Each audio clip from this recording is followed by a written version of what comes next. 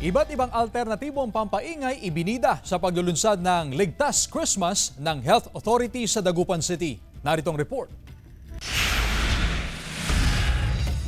Formal nang inilunsad ang Ligtas Christmas na programa ng Department of Health sa Dagupan City. Ibinida ang mga alternatibong pampaingay na gawa ng mga barangay health worker. Tulad nito na gawa ng mga taga-barangay Bacayao Norte.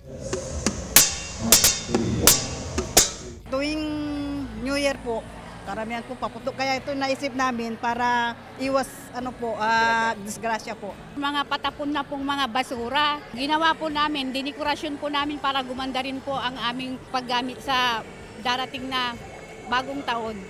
Sa tala ng City Health Office, umabot sa 42 firecracker-related incident ang naitala noong nakaraang taon. Kabilang narito ang naitalang pagsabog sa Barangay Maluwad. Ayaw na raw ng autoridad na maulit pa ang kahalintulad na insidente. Kaya puspusan ang paghimok ng autoridad sa publiko na gumamit na lang ng mga alternatibong pampaingay o merrymaking ngayong Kapaskuhan, lalo na sa pagsalubong sa bagong taon. Iwas paputok para hindi masabugan yung iyong katawan.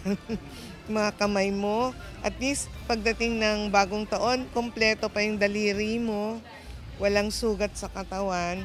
Tradisyon na ng mga Pinoy ang paggamit ng iba't ibang uri ng paputok tuwing New Year. Pero payo ng autoridad, isaalang-alang sana ang kaligtasan dahil marami namang paraan upang salubungin ang bagong taon. Kasama si Jing Dakanay, CJ Torida, One North, Central Luzon.